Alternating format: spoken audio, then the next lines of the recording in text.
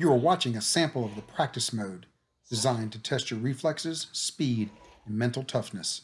Can you hit the holes when they are open? You arrange the men however you like, set the complexity and difficulty levels. Press start when you are ready.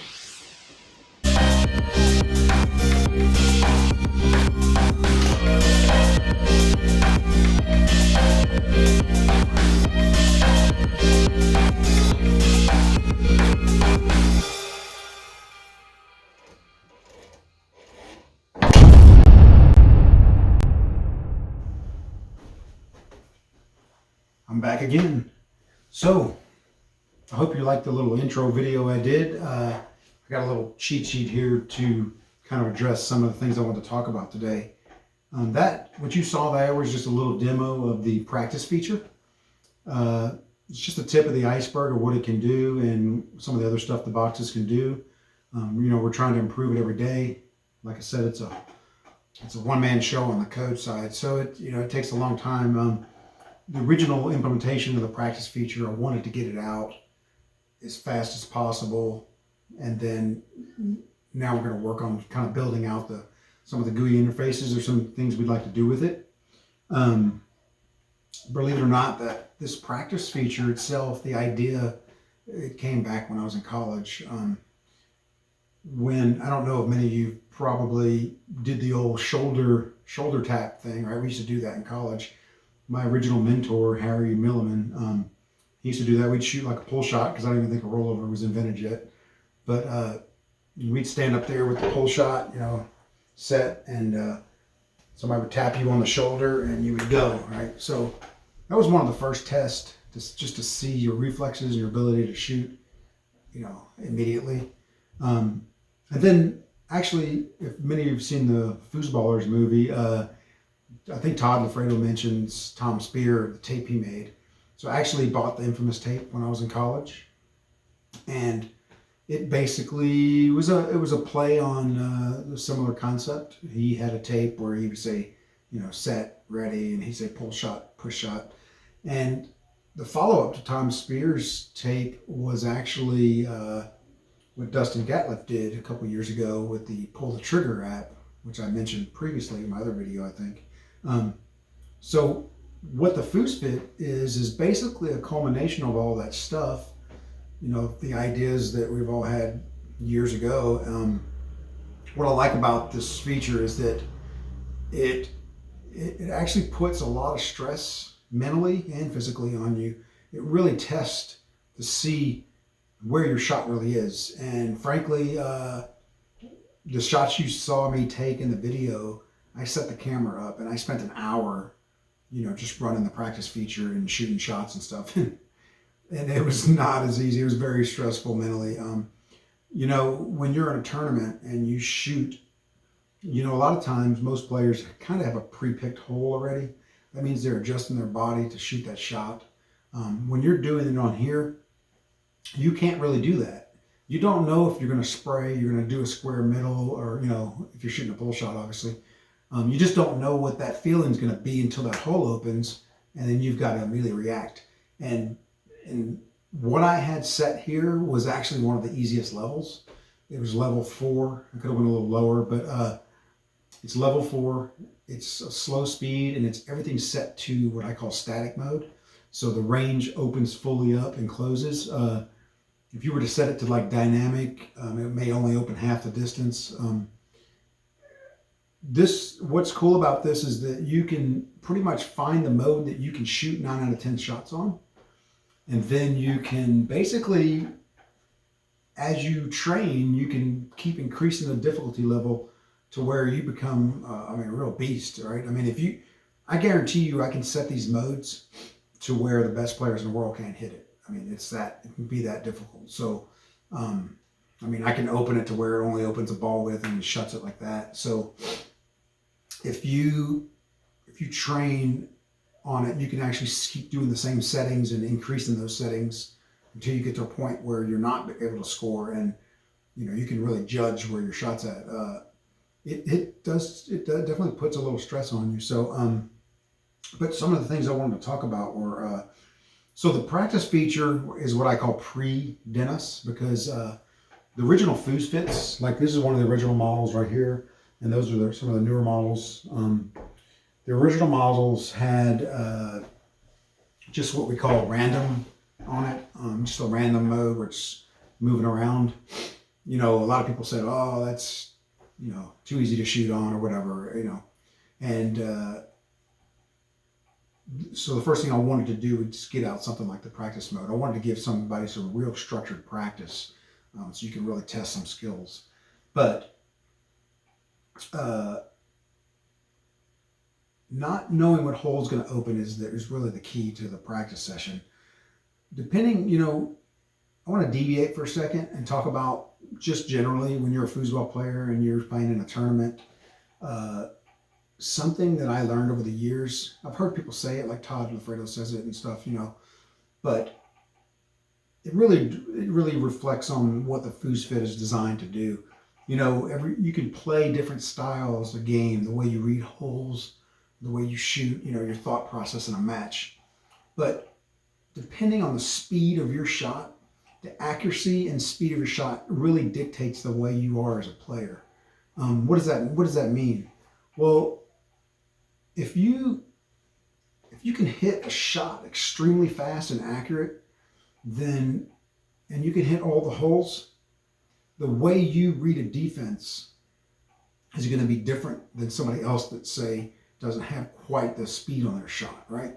So yes, everybody at a higher level is going to shoot fairly quick, and defenses adjust to that. I mean, smart players are going to adjust to whatever you're doing, but you know, when you're having to predict where you think a hole's going to open because your shot's not fast enough or you're not accurate enough to certain holes, that dictates how you play the game, right? So what this tool is designed to do is not necessarily help you, at least in this mode, is not really designed to help you read a hole as much as be able to reflexively take a hole that opens quickly and accurately, right? And that's huge. You try to go to a tournament and when a hole opens and just pop it without even thinking twice about it, it's really hard to do. So another thing is that I want to talk about when we deviate from just the FoosFit itself is playing your game is important, right? You know, we all strive to be Tony Spreeman, Todd Lafredo, whatever, right? But you do that at the local DIP. You do that in your practice sessions here. You know, you want to work on a far wall tic-tac, that's great. You don't go to a major and work on Tony. What you do is you work on you. You be you at the tournament. You will have much more success. And I used to be guilty of it too, because I would go to tour events and I kind of have my game down. And then before you know it, I'm making adjustments because I saw whatever I saw. And you're setting yourself up for failure. You have an unrealistic goal now to be able to execute at the percentage you need. You know, if your game is not good enough to win at the pro level, it's just not good enough yet. But don't go adjusting it at the tour event. You're going to have very, very little success like that. And that's kind of where, when I say I wanted to deviate, because when you walk into a tournament room and you're undisciplined, and you're over there working on something new, you're not helping your game out at that moment, right? You want to be I do a lot of 3 to 5 passing in singles, and I do a rollover now. So when I get to that tournament room, I am 100% focused on making what I do as best I can, right? So something that I always find kind of funny is, you know, you play a match and you lose, and somebody comes up to you and says, man, you know, you should have done this or done that. And they're asking you potentially to do something that's not within your game. That's horrible advice. The best advice you can get is from somebody that knows your game. He knows your limitations, he knows your strengths, and he knows, based on what he saw, he can say, hey, within your game, you should have been looking for this hole, right? Because those are the ones you're going to execute, right? Yeah, it might have been great the dead man's open, but you don't hit a dead man. So don't even waste your time, right? So, and that brings me to another point of something I've always kind of bothered me is that, you know, you can get advice from top pros or masters, and you get different advice, right? And it's like, well, what's true? What's not true? What do you believe? You know, well, you have to understand something. Um, Everybody comes to the table with a different tool set. Okay, you have a box of tools, and that's your toolbox, right? This guy's got a box of tools. What do you think those pros do as well? They can't do everything that you can do, right? I mean, they can do more stuff, but they can't do everything they want to do either. So what do? They have a toolbox, and they've learned how to use their tools to the highest potential, and that's why they win. Well, somebody else may have a different set of tools. Maybe their pull shot's faster, maybe their 5-0's better. Whatever those tools are, that's the way they play the game. Maybe they catch flying balls around the table better than the other guy, right? So the key is to understand that both games could be a winning style, but you have to find the one that fits your personality. Now, you may strive to want to be Tony, and that's fine, or you want to be Todd, but you don't want to be Todd at the tournament. What you want to do is be Dennis, be Billy Bob, be whoever you are at the tournament, and be very disciplined about it, because that's the only way you're going to realistically, you know, that helped my game out more than anything over the years. I never toured a whole lot, so, you know, I had realistic goals when I would go to tour events. You know, I mean, I don't tour enough. I didn't play 5 tour events a year. I'd go to 1, occasionally none. So I had a realistic goal. For me, it was like going on vacation, right? So, but if I was playing at every tour event, you know, you better believe I'm going to be super disciplined about the actions I take and how I approach my game. And just by doing that, even at my level, even though I don't tour as much, I had great success over the last few years. Just at Bardo, really well at Worlds last year, Texas State, you know, so just really good, consistent play. Don't let anybody talk you. I don't care what level they are. Don't let them talk you out of your game. You know, I learned that over the years. Some of the same things I was doing back, you know, when Tony Springman was probably this big, you know, I didn't believe in it, so I didn't stick with it, right? And then you see somebody like Tony doing the same thing, and you're going, you know, why didn't I do it, right? So, because you have to believe in yourself. You have to believe that some of the things you do are not so bad, even if somebody tells you they are. So, why do I bring all this up, right? Because a lot of people are saying, well, there's a practice mode or whatever you're doing on the FoosFit, am I going to get the benefit? With any tool, you know, there's no tool like this out today. There's nothing that's going to allow you, you can sit at home and drill long pull shots all day long, and that doesn't equate to the same thing as when you get in a match and those defense start moving, and they start moving unpredictably where you can't tell. That's a whole nother ballgame. So this practice mode, what we're talking about today, is focused on mental toughness, reflex thinking, right? And shot accuracy and stuff like that, speed. The other thing is, so since the FoosFit is a defender, right? That's what we're talking about, defense, right? What is a good defender? A good defender is somebody that can use all the things you do great against you, right?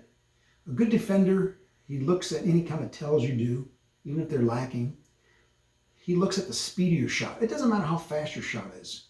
A good defender adjusts to that speed. He knows how far he can come out of a hole before he has to get back to it, right? He's using your thought processes against you. He predicts kind of what you've been doing over and over and where you're likely to go based on his movements and what he shows. That's what a good defender does, right? So, believe it or not, and this is not knocking anybody, and it's hard for me, you know, when you're playing the game, you're so focused on what you're doing, it's very hard to see what the defender's doing as well, right? Because it's like there's just too much going on. I always said I'm not smart enough to be able to do all that stuff, right? But when a defender is able to climb inside your brain and predict and draw you into what he wants is when you really feel the impact, right? And I like to bring up Mike Archer a lot when it comes to stuff like that, because I see it locally happen all the time. It used to happen to me as well. It's like people walk up to the table and they've already lost a match, because they know within the first few balls he's going to start climbing into your brain and start making you do what he wants, right? And when you can overcome that as a player, you know, like when I walk up to the table now, I don't fear anybody at all because your execution's high and your thought process, you're confident about what you're thinking. And when you're confident, you don't allow those people to get in your brain like that.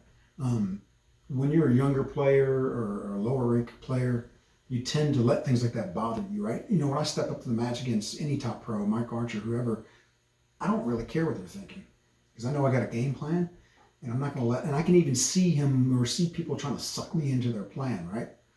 And that doesn't mean that nobody can. It just means that it's just what level are you, right? So you have to learn. You have to build on it. And that's kind of what the FoosFit's doing. It's just one aspect of learning, right? So I don't want to get into a whole bunch of the other stuff that you can do, but I just wanted to talk about the practice feature today because that's what the little intro video did. I'm going to do another feature or another video later, and we'll talk about the playback feature, and I'll show you a little bit of how it works. And but one thing I did want to say about the practice feature is our goal is I want it to be what I call a 1-2 setup. Right now it's not like that. You have to kind of know what you're doing to set it up. It's not that hard.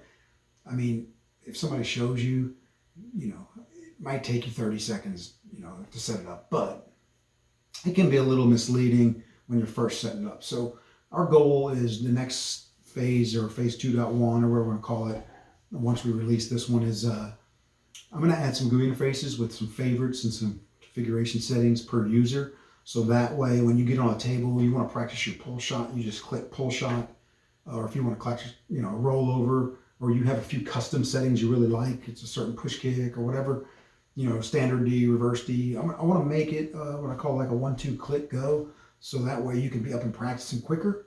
I know a few people have bought it and maybe had a little bit of frustration of how to set it up. You know, it's intuitive to me because I understand the way the motors work and what they're thinking.